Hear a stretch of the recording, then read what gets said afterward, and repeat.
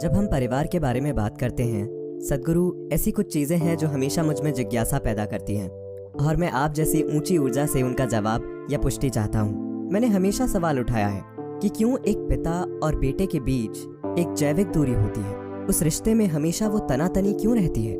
और मुझे यकीन है कि इस सभा में भी ऐसे कई लोग होंगे जिन्होंने अपने घरों में, अपने वातावरण में इस भावना का अनुभव किया होगा। आपको क्या लगता है कि ये दूरी कहाँ से आई है? Because every generation makes the same mistake which means they're not learning at all. क्योंकि हर पीढ़ी वही गलती करती है, जिसका मतलब है कि लोग बिल्कुल भी नहीं सीख रहे। जब हम परिवार कहते हैं, आपको पता है इटली में परिवार का मतलब अपराध है।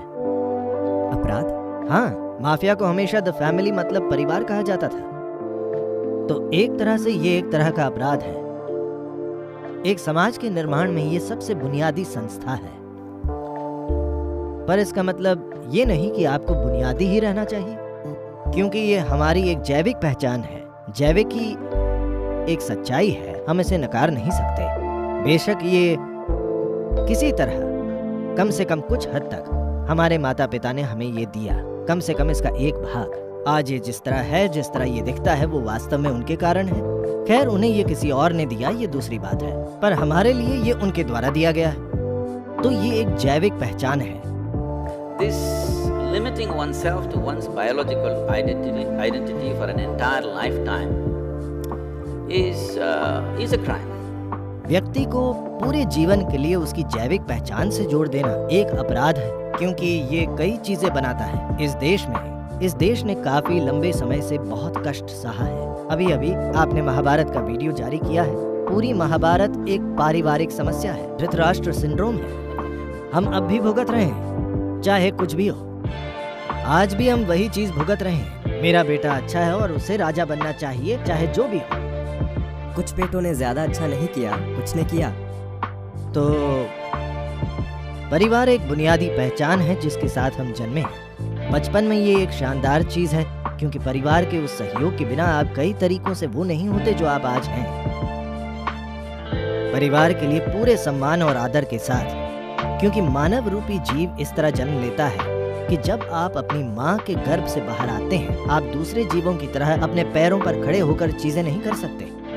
एक पुरुष के पुरुष बनने और एक स्त्री के स्त्री बनने से पहले एक लंबी तैयारी की अवधि होती है। एक लंबा समय है जहाँ परिवार का होना सबसे महत्वपूर्ण है और जरूरी है, इसमें संदेह की कोई बात नहीं है।